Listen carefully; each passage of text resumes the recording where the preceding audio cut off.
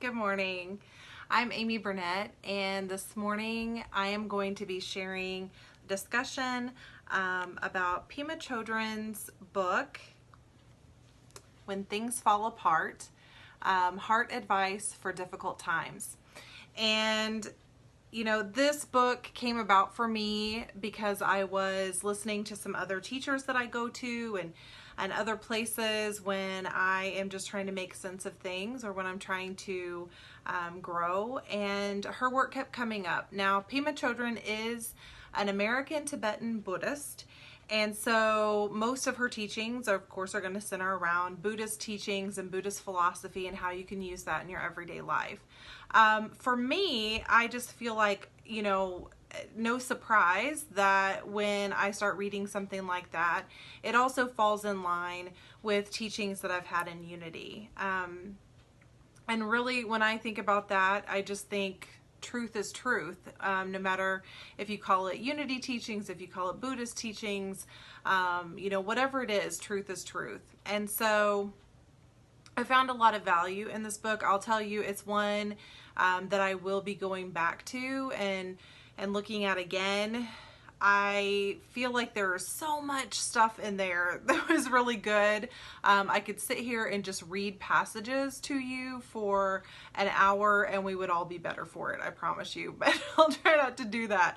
I did have so many notes, and I kept trying to whittle it down to just what to talk about today.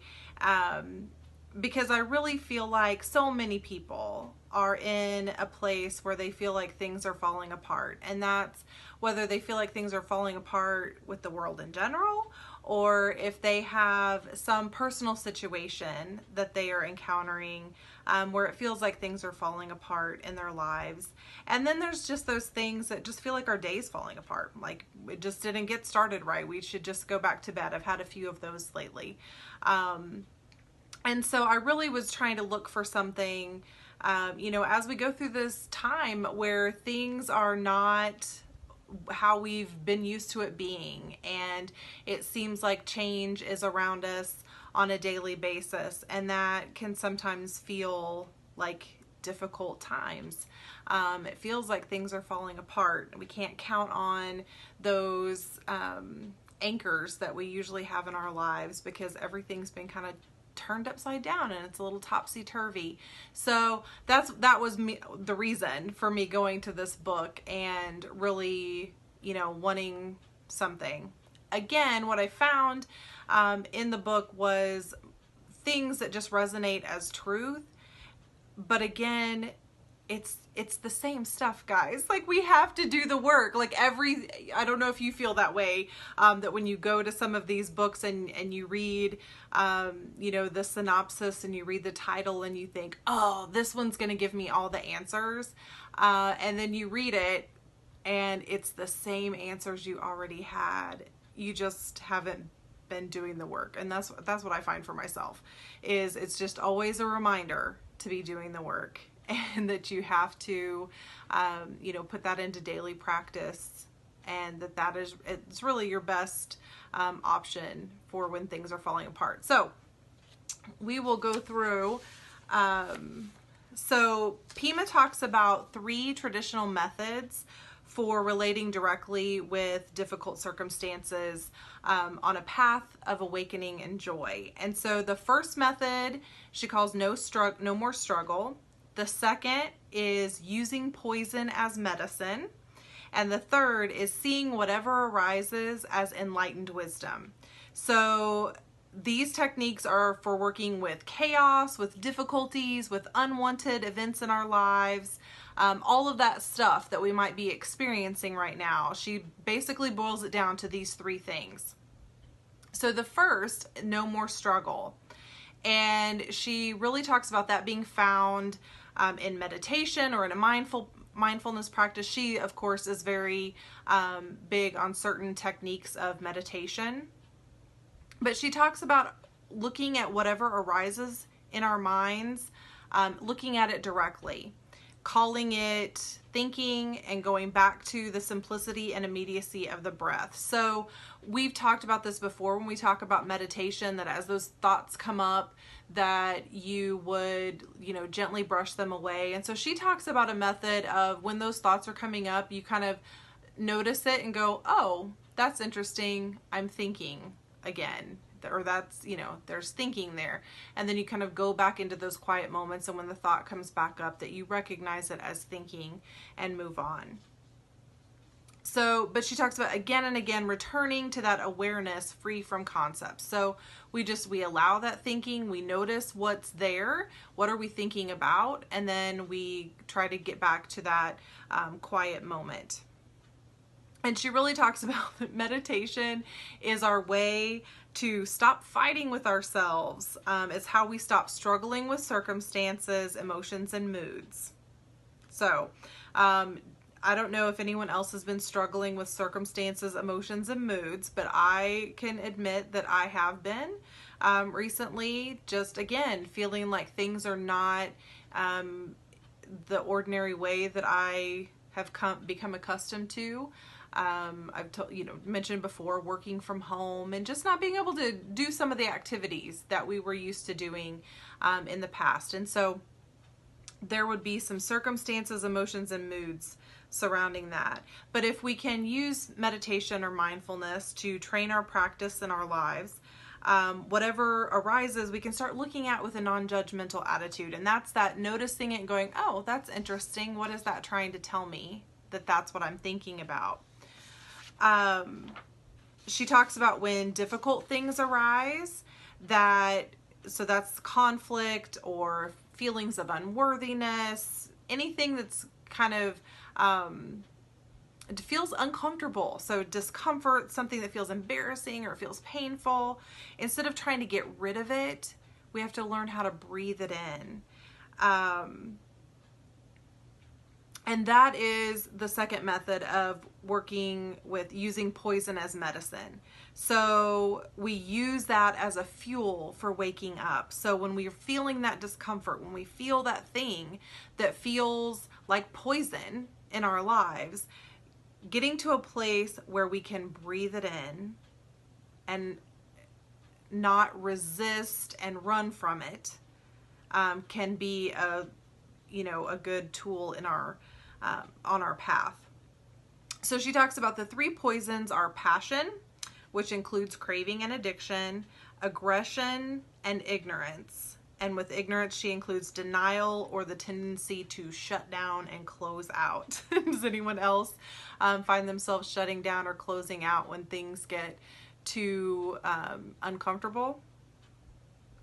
So she says everything that occurs is not only usable and workable, but it's actually the path itself. So we can use everything that happens to us as a means for waking up. Everything that occurs, whether it's conflicting emotions, whether it's the seemingly outside of us situation, all of it is something that can show us where we're asleep, where we still have work to do. And that can be, how we wake up completely and continue on our path or stay on our path without reservation. So the third thing that she talks about for working with chaos is recognizing whatever arises as the manifestation of awakened energy. So this is just saying whatever comes is already from what we would say in unity. It's already from Christ's mind. It's already, it's manifesting from source. So whatever comes up is exactly what it's supposed to be. It's exactly how it's supposed to be right now. Even when we can't fully understand what it's there to teach us, if we can get to that place where we regard whatever arises as awakened energy, as Christ energy, as source energy, then it takes away some of the resistance and pain to those things.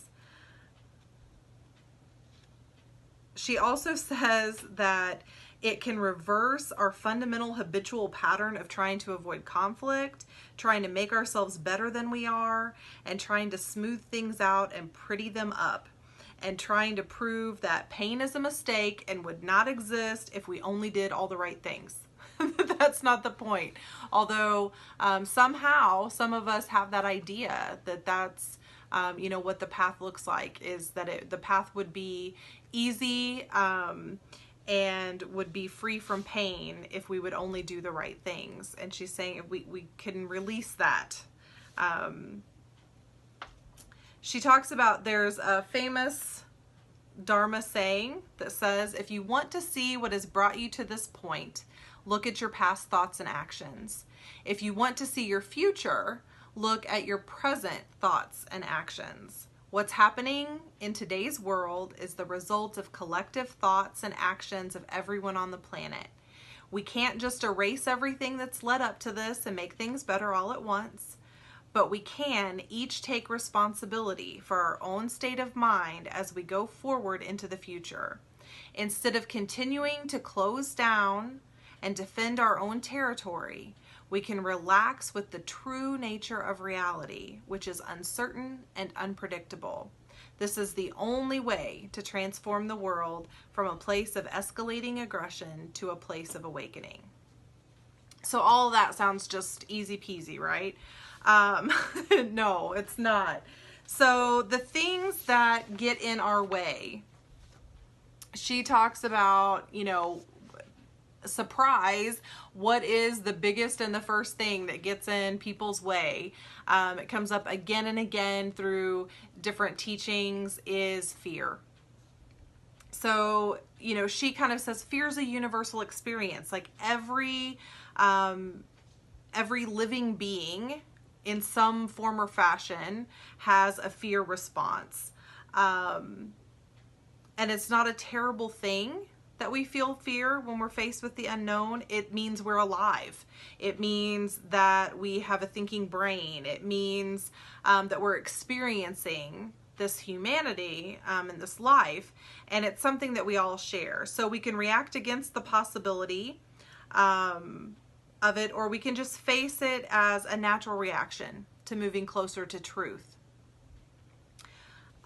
She talks about when we're cornered, everything falls apart and we run out of options for escape. So have you ever felt like, things just keep kind of coming at you? It's falling apart, it's falling apart, it's falling apart, and you're resisting, and then you finally get to that moment where there's just no possibility to resist anymore. The circumstances, or all of it, you're backed in the corner and you are forced to face your fear, get through it somehow, make a decision, make a choice, make a change.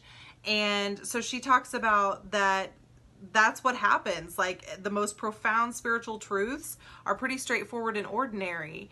And they'll hit us in those moments and we think, oh my gosh, why did I let it get to the point where I had to be backed in the corner?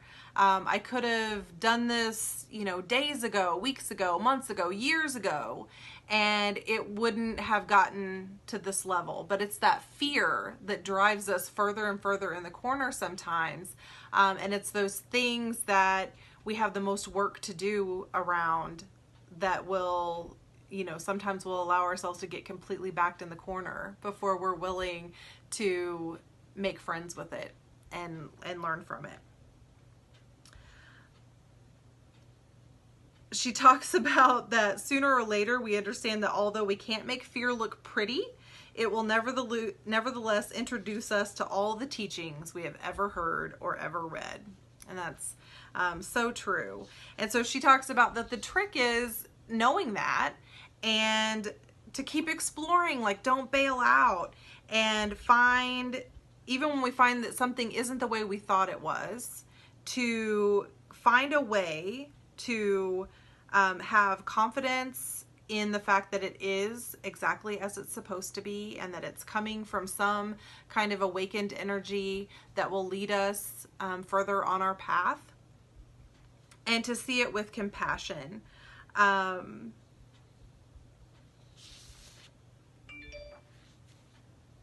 She talks about when things fall apart, it's a kind of testing, but it's also a kind of healing.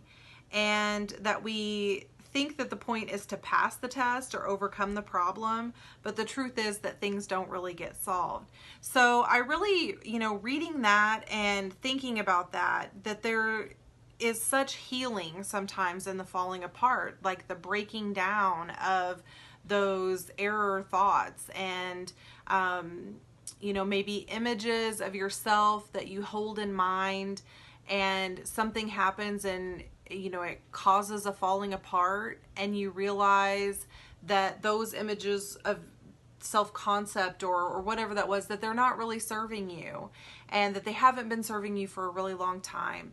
But when we're comfortable and we're just kind of going about day to day before the falling apart, we don't always acknowledge that those things aren't serving us. That we just don't always acknowledge that.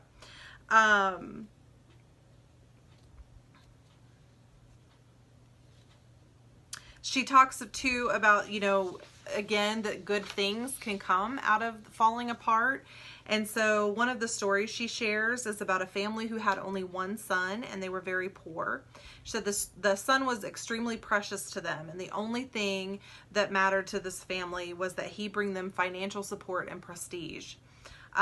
When at some point in his life he was thrown from a horse, and he was physically impacted to the point that he could not work, could not be the financial success, and could not bring the family prestige as they once thought. They felt like it was, it felt like the end of their lives. But several weeks after that accident, the army came into their village and took all of the healthy, strong men to go fight in a war. But this young man was allowed to stay behind, and even though he did have physical impact from that accident, he was still able to help take care of his family. So what they thought was the end of their vision and the end of, their best hope for their son ended up being something that kept him home and kept him safe from fighting. And we often see things like that, in the worst moments of our lives, when we're able to stop and breathe, we find the beauty in the healing that brings from letting go of so much. The other thing she talks about that keeps us from, using those 3 techniques or using all of the teachings that we have been studying is that we really have a problem with sitting in discomfort. And we've heard this before in other teachings as well, that we regard discomfort in any form as bad news. But for practitioners or those who are on their spiritual path, we recognize that feelings like disappointment, embarrassment, irritation, resentment, anger, jealousy, and fear, instead of being bad news, are actually very clear moments that teach us where it is that we've been holding back. They teach us to perk up and lean in when we feel we'd rather collapse and back away. They're like the messengers that show us with terrifying clarity exactly where we've been stuck. This very moment is the perfect teacher, and lucky for us, it is with us wherever we are. So we really can't escape that, right? You have those moments. And I know that, for me, some of those moments are easier to see the good in than others. And there's certain forms of discomfort that have become easier to deal with. And then there's other forms of discomfort that I would have to say, still bringing stuff up and still things that I have to work on. She talks about each day we're given many opportunities to open up or shut down. And the most precious opportunity presents itself when we come to the place where we think we can't handle what is happening. That it's too much, it's gone too far, we feel too bad about ourselves, and there's no way that we can manipulate the situation to make ourselves come out looking good no matter how hard we try.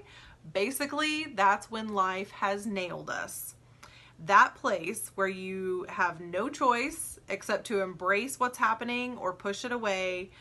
Most of us don't take those situations as teaching. We hate them. We run like crazy. We try to find all manner of escape. And she says this is where all addictions stem from, is that moment when we meet our edge and we say, I just can't stand it. And so think about all of the ways that you run from things when they're getting too uncomfortable, that you feel like, nope, there's just no way that I can salvage this.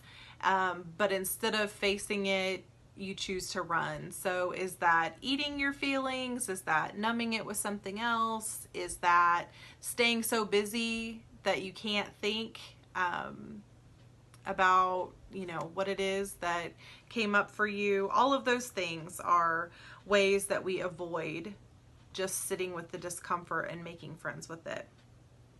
So she says the point isn't to achieve some special state or to transcend the sounds and movement of ordinary life. Rather, we're encouraged to relax more completely within our environment and appreciate the world around us and the ordinary truth that takes place in every moment. So she really starts talking about, again, what we've had in other teachers like Eckhart Tolle and many others, of being in the now moment, being in the present moment is where we need to remain focused. And that if we can meet those situations, those feelings of embarrassment, those feelings of disappointment, and sit with them in the now moment and really explore them in a non-judgmental way, that they start to lose some of their cloak of badness, or they start to not feel so scary. We don't have to have so much fear around them if we get to that point where we can really look at them objectively. She also talked about that she used the phrase that we have the chance to die to all that has gone before and relax instead of panic. And this really made me think about some of the teaching in heart-centered metaphysics, where we talk about the metaphysical interpretation of the crucifixion and the resurrection, and that spiritually, metaphysically, that is a death of error thinking, a death of erroneous thoughts that are not serving us and are not leading us to truth. And then the resurrection is, sitting into what is truth and knowing truth. And so it all, again, that was just a way that tied together. And then small plug, if anyone hasn't done the Heart-Centered Metaphysics course through Unity, if that's offered again at Unity of Springfield, I would highly suggest it. Or if it's an online offering, that's something that I go back to time and time again when I'm looking through and studying material. So she then talks about that what we need to do is reach a point where we have loving kindness and unconditional friendliness towards ourselves first, and then that will spread out to others. So this was an interesting thing too. So she talked about this loving kindness and this unconditional friendship, and she talked about the fact that some people, or I think it's easy for a lot of people, like there's this misconception that having unconditional love for yourself, unconditional friendship for yourself, loving kindness towards yourself, whatever you call it, that it is like a self-improvement and building yourself up to the point that we're just good to ourselves and we're not paying attention to the impact that we're having on others. And so she talks about, it's not that we are patting ourselves on the back all the time and saying, oh, you're the greatest, don't worry, everything's going to be okay, and just having those reassurances. It's really the process where self-deception becomes so skillfully and compassionately exposed that there's no mask to hide us anymore. So it's becoming your authentic self. It's really reaching that place where you are loving to yourself, even in maybe your flawed thinking, or loving and kind of all the different parts of yourself, loving yourself enough to embrace your fears, to embrace those thoughts of unworthiness or whatever's going on with you, and to truly be at peace with those things and be compassionate with yourself. And she talks about, you're not trying to solve the problem. You're not striving to make pain go away or even necessarily to become a better person. You're just really giving up control altogether, and letting all of those old ideas fall apart so that you can see truth and you can experience that for yourself. And then that can open your eyes to, extending that to others as well. It also allows us to meet whatever arises with curiosity and not maybe make things such a big deal. So, if I have something happen and I start to feel that anger come up, that if my first inclination is to get curious with myself and to go, ooh, you are feeling some anger. Like, what is that about? And really start exploring it from that perspective. Not only will I alleviate that pain for myself, of, just exploding or, getting riled up, ruining my whole day, but then I can extend that same kindness to others around me by not getting so caught up in the drama and the chaos of that I might have otherwise. And that is where true clarity lies, is when we can step back from those things, where we can recognize that we're feeling it and that it's okay that we're feeling it. We're human and it's a human emotion, and also recognize that we need to gain clarity to move through it, move past it, and to be treating ourselves and others with that loving kindness. What she talks about happening here a lot is that our personal demons kind of get in the way. And so we all have those things that they're the hot button topic. It's the thing that can get us derailed, where the work still is for us to do. So she says, our personal demons come in many guises. We experience them as shame, jealousy, abandonment, and rage. They are anything that makes us so uncomfortable that we continually want to run away from it. We do the big escape, we act out, we say things we don't mean, we slam doors, we hit things, we throw something on the floor as a way of not facing what is happening in our hearts. Or we shove the feelings under and we somehow deaden the pain. We can spend our whole lives escaping from the monsters in our minds. All over the world, people are so caught up running that they forget to take advantage of the beauty all around them. We become so accustomed to speeding ahead that we rob ourselves of joy. And I just think that is so true, and it feels so true for the world right now and things that I see around me going on. There's just a lot of people running from any discomfort and really building up walls and putting all of these things in place so that we don't have to objectively look at the pain, objectively acknowledge what's going on, and address it with that loving kindness and that unconditional love. She also talks about attachment and non-attachment, and this was a new way of thinking about it for me, because I've always heard, that we're supposed to be, to reach spiritual enlightenment, you have to get to that place of non-attachment. And that's always been kind of an odd concept for me, or something that I've really struggled to understand. How does that actually fit into, into your daily life? How do you make that work in today's world, I guess, is the more appropriate thing. And so she talks about that we're like children building a sandcastle. We embellish it with beautiful shells, bits of driftwood, pieces of colored glass, and that castle is ours and it's off limits to others. And we'll work to attack if others threaten or hurt it. Yet despite all of our attachment to that castle, we know that the tide will eventually come in and sweep the castle away. So we spend all of that time and energy protecting this castle we've built, protecting the things that we know are not permanent and they can't last. Like, things are always going to be changing. There's an ebb and flow to life. There's an ebb and flow to the universe. And we spend all of this time trying to keep it and put it in this box or keep it steady, build this castle, even though in the back of our minds we know that there's no chance that the castle is going to stay forever. So she says the trick is to enjoy it fully, but without clinging. So you can enjoy the castle while it's there. You can enjoy its beauty. You can enjoy decorating it. You can enjoy having it.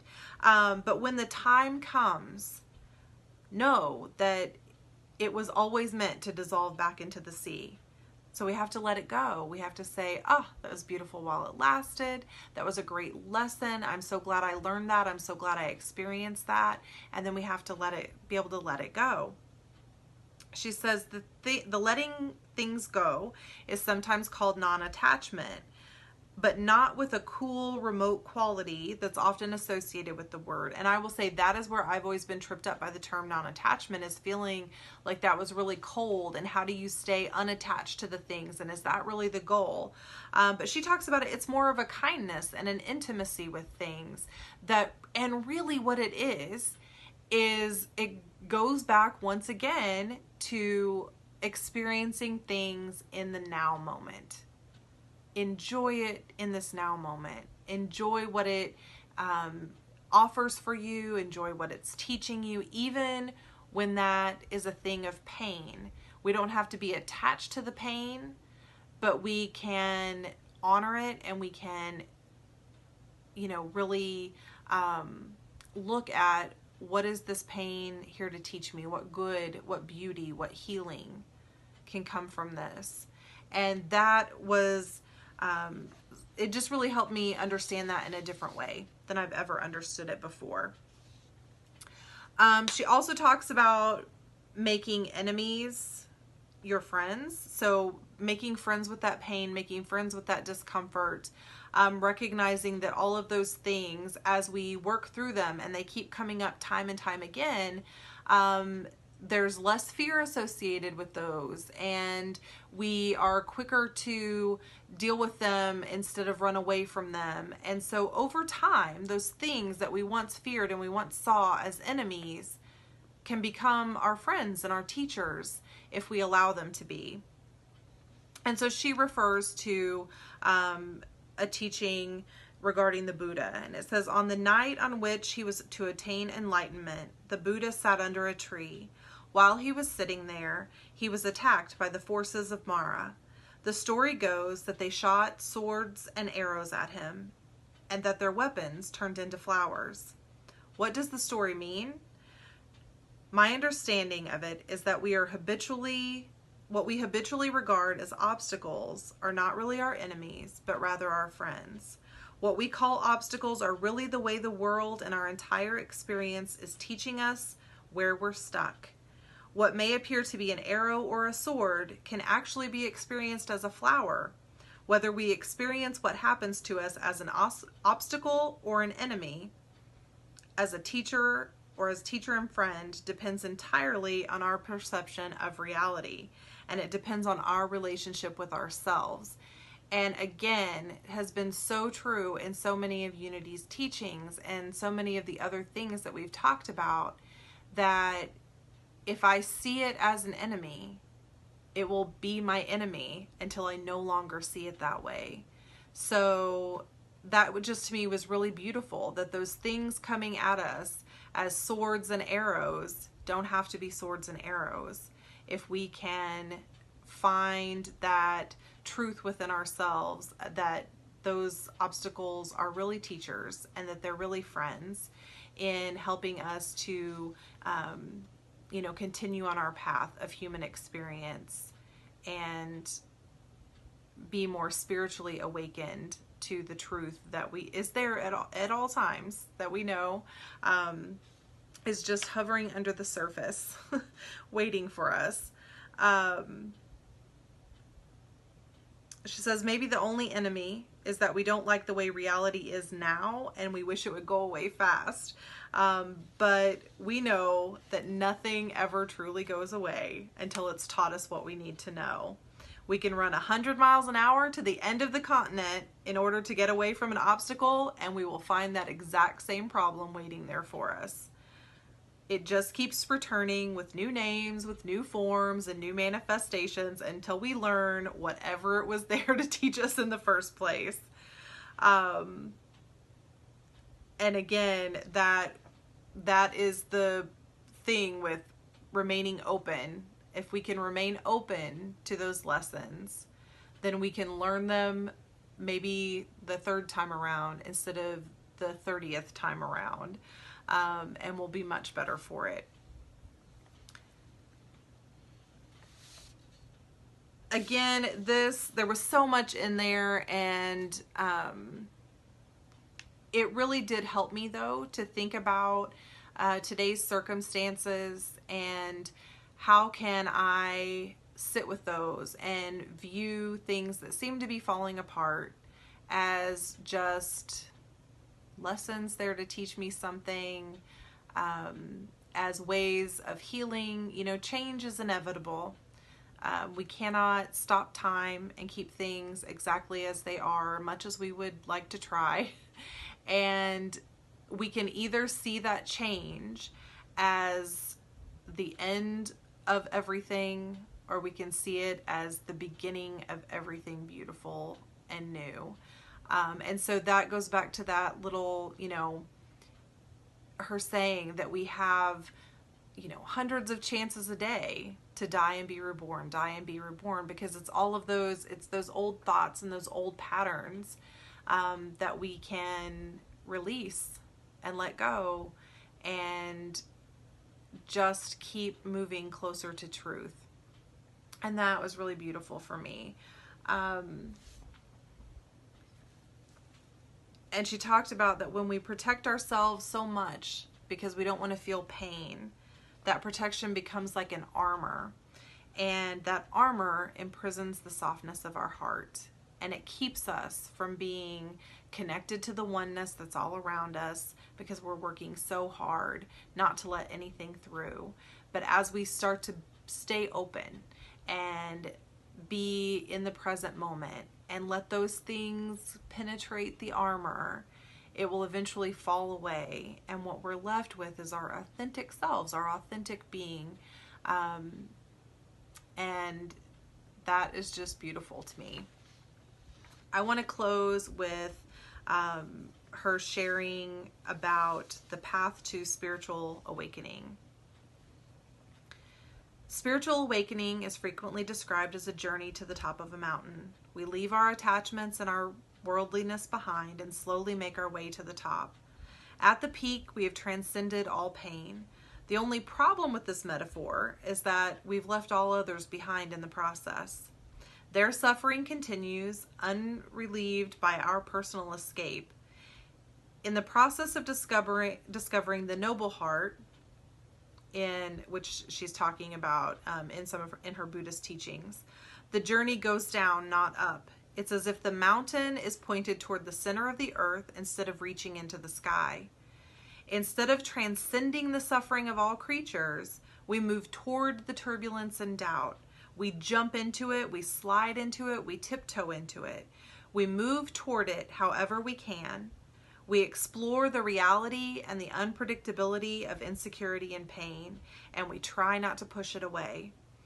If it takes years, if it takes lifetimes, we let it be as it is. At our own pace, without speed or aggression, we move down and down and down. With us move millions of others, our companions in awakening from fear. At the bottom, we discover water, the healing water of the noble heart.